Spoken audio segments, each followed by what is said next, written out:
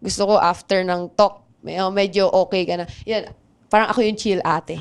Pero hindi tayo nonchalant. Hi, I'm Dee, and you're watching Go Hard Girls, where we celebrate Filipina athletes to inspire women to excel. And I'm In, and our guest today proves what it takes to be a champion. From dominating the UAAP to representing the country through Gilas, she has achieved so much for women's basketball. And now, she's sharing what winning mindset is with the next generation. So today, please welcome to the pod, Monique Del Carmen. Hi, everyone. Thank you so much for your time, and congratulations on your Gilas stint. Ano ba yung naging pre-game song ninyo? Pang-hype ba dun sa dugout? Actually, wala. You know why? Kasi lahat sila naka-earphones. Actually, pag mga nasa professional na din talaga na it's more on pang-sarili. Kasi may mga iba't ibang ritual din talaga eh. Kung sa akin lang, golden. May K-pop Demon Hunters. Sabi ko sa inyo, 22 lang ako eh. Very Gen Z, Diba? no? Or what it sounds like. May K-pop Demon Hunters again. So Monique, kamusta naman na marami young players ngayon? So paano mo ine-embrace yung role as an ate sa team? Pag may mga questions sila, sabi ko sa kanila, be comfortable lang with me. Parang don't look at me na as a ate. Kasi I think doon nawawala yung, or nagiging uncomfortable yung space. So, yun, ako gusto ko lang fun, happy, and I can be serious if you want. So, parang, you just need to listen. I think I'm a listening ear lang for them. Especially in FIBA. Parang I didn't play. Nakasama lang nila ako doon. Andun ako if they needed advice. Parang siguro ate nga.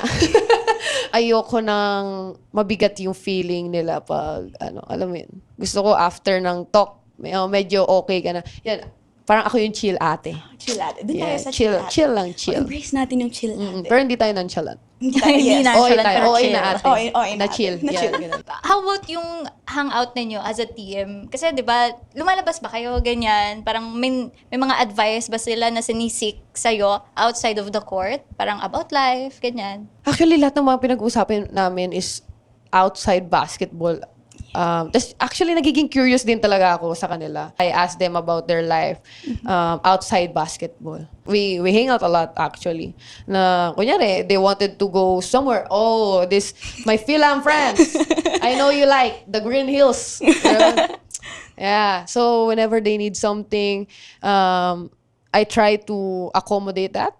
Wow! English na naman tayo, girl. For them. That's for you guys. Because of you, my English is Good. there. Most of our players are Philams, di ba? Yes. And then, ako yung kasama nila sa dorm. So, if they need something, sa akin din sila talaga nagtatanong. So, yun. We hang out, we eat. The last night that they were here, we went to a club and, nag-party-party. Chill nga. Chill na chill Chill na talaga. chill. Parang sarap niya kasama, no? Na after niyo Sabi sa mag-basket inyo sa eh. court, Tara na. lalabas kayo. After neto, tara na. Tara na. Tara na. Sige, sige. Gawa tayong GC mamaya. Yan. Ay, Sama mo kami pagkatapos sa Gen Sunday. Z, Gen Z. Kamusta naman yung dynamic nyo on the court? So, kamusta yung generation nyo before at saka yung generation ngayon? Sa basketball naman, wala sigurong iba.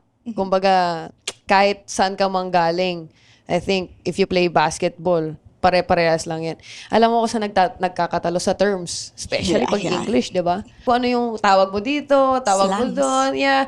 Ay, grabe, the slangs. Slangs? Slangs. The A, oh my gosh. Parang, minsan may sasabihin sila, ha? Sasabihin mo, handoff lang pala. Alam mo yung, screen lang pala yung gusto mo. Okay na. And then, you should know their strength and weaknesses also.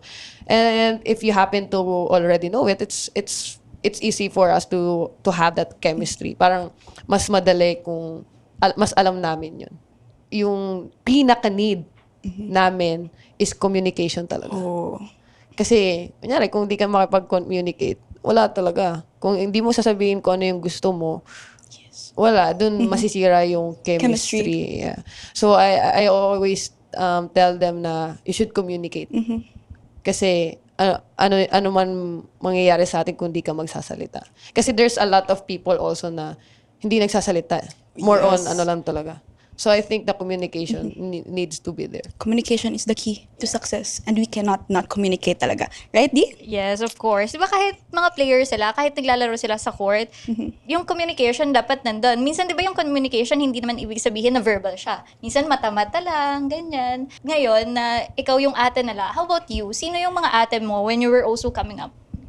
Oh, it was Ate Afril, it's my seniors in NU also. Pero idagdag ko lang si Ate Janine, tsaka si Ate Chak. So yun yung mga seniors ko talaga na, na nadatnan ko. Pero actually, naabutan ko pa si Ate Raisa eh. Pero I wasn't playing for the national team. Nakikitraining lang ako. Kasi was still in NU at that time. Ate Afril, yan ang look up ko talaga. Sobrang galing. And then, like what you said, not all communication needs to be verbal. And that's her. Oh, That's that's an her. interesting fact about Afril Yeah. Bernardino. She's a quiet one. Pero pag nagsalita, oh my gosh, kailangan mo you need to listen. Meron naman tayong natututunan dun sa mga bata ngayon, sa mga bagets, sa mga PhilForce natin. Sina Luna, sina Naomi. Ano naman yung pinaka-favorite mong natutunan from them? Favorite kong natutunan from them is to have fun.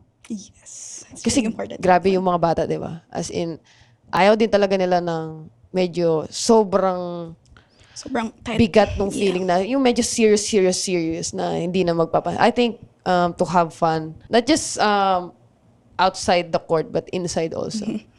Because if you don't enjoy playing that game, mas mawawala yung groove mo. Like yourself, Masaya nga naman, Di. When you have the groove, the chemistry together, while having fun with each other. Kapag alam nyo sa isang team when to be serious and when to have fun, nakikita natin na all these players, kahit na national athlete na sila, they're all humans. They need balance. They need to strike a balance between the two setup. Kaya nakita natin and naririnig natin throughout the episodes, hindi lang isang episode, kundi maraming episode na yung commitment ni Monique, sobrang dedicated niya na she doesn't just think for herself, but also for the future of not just basketball, but The women in in sport. sports. Thank you so much, Monique, for your time, and we really appreciate all your stories, hindi lang sa amin. Kundi sa iba pang episodes. Thank you so much, Monique, for being here with us. Isang karangalan ng makasamang isang Monique Del Carmen sa lahat ng episodes ng Go Hard Girls ngayon. Yes, of course. Thanks for joining us, and also thanks for joining us here at Go Hard Girls. This episode is made possible with the support of Australian Broadcasting Corporation International Development and Women in News and Sports Initiative. So if you want to follow Monique and all the amazing women athletes, go find us on social media at _GoHardGirls on Instagram and GoHardGirlsPH on TikTok. See you next time, and empowered women Empower women.